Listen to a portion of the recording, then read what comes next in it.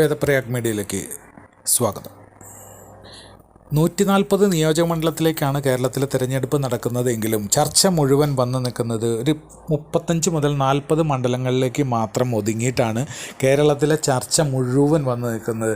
പല വോട്ടുവണ്ടികളും നടക്കുന്നുണ്ട്, പല സർവേകളും നടക്കുന്നുണ്ട്. ഈ സർവേക്കാർ മുഴുവനും ഈ വോട്ടുവണ്ടി മുഴുവനും പോയി നിൽക്കുന്ന മണ്ഡലങ്ങളെല്ലാം ഈ 140 മണ്ഡലങ്ങളിൽ ഈ 30-35 മണ്ഡലങ്ങളിലാണ്, 40 മണ്ഡലങ്ങളിൽ താഴെയുള്ള മണ്ഡലങ്ങളിലാണ് പോയി നിൽക്കുന്നത്.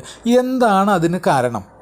ഏതൊരു വാർത്ത എടുത്തു നോക്കിയാലും ഏതൊരു ചാനൽ എടുത്തു നോക്കിയാലും അത് തലയിൽ മുടി ഉള്ളവനാവട്ടെ മുടി ഇല്ലാത്തവനാവട്ടെ ആടി വലയുന്നവനാവട്ടെ പുറം നാട്ടിൽ നിന്ന് വന്നവനാവട്ടെ ഇവിടെ ഉള്ളവനാവട്ടെ ആര് വന്നു കഴിഞ്ഞാലും ഏത് റിപ്പോർട്ടർ ഏത് ചാനൽ വന്നു കഴിഞ്ഞാലും ആ ചാനലുകളും ആ ആളുകളും മുഴുവൻ പോയി നിൽക്കുന്നത് ഈ 35 മുതൽ 40 വരെയുള്ള ഈ മണ്ഡലങ്ങളിലാണ്.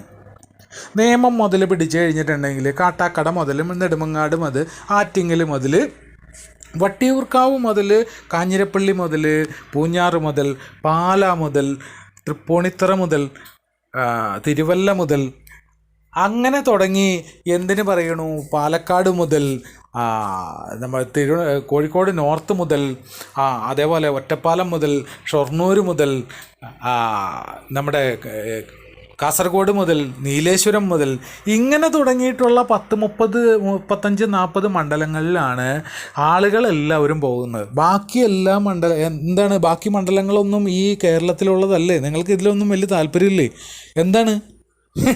എന്താണ് കാരണം?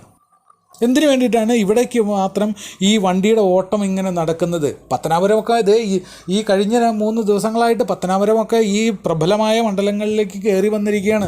പാവപ്പെട്ട ജനങ്ങൾ അവിടെ സ്വന്തം മുറ്റത്ത് കക്കൂസിൻ്റെ കുഴി താത്തിയിട്ടിട്ട് വർഷം 5 കഴിഞ്ഞു. ഗണേശേട്ടോ അവിടെ ഒന്ന് പോയി നോക്കിയിട്ട് വാ, എങ്കിലാണ് അവർക്ക് അവരിനിയും കക്കൂസി പോകുന്നുണ്ടോ എന്നുള്ള കാര്യവും കൂടി ഒന്ന് ചോദിച്ചിട്ട് വാ ഗണേശേട്ടൻ. എന്നിട്ട് ഈ വാഗ്ധോരണി ഒന്ന് എടുക്ക്. KSRTC ലാഭം ഉണ്ടാക്കിയ കണക്ക് അത് ഇതിനകത്തേക്ക് പറയുന്നില്ല, അടുത്തതിൽ നമ്മൾ പറയും. അപ്പോൾ ഈ മണ്ഡലങ്ങളിലേക്ക് എന്തുകൊണ്ട് ഇവർ ശ്രദ്ധ ചെലുത്തുന്നു, ബാക്കിയുള്ള മണ്ഡലങ്ങളുടെ പേരുകൾ ഇവർ എന്തുകൊണ്ട് മറന്നു പോകുന്നു എന്നുള്ള കാരണത്തിൽ ഒരൊറ്റ കാരണം മാത്രമല്ലേ അതിനകത്തുള്ളൂ. അവിടെ മറ്റൊരു പ്രബലമായ ശക്തി ഇപ്പുറത്ത് വന്നിരിക്കുന്നു. കേരളം മാറുന്നു, കേരളം മാറും. ഈ 40 മണ്ഡലങ്ങളിലും കേരളം മാറും, കേരളം വികസിക്കും. ആര് തടഞ്ഞാലും നിൽക്കാത്ത വികസനം ഈ കേരളത്തിൽ വന്നു ചേരും.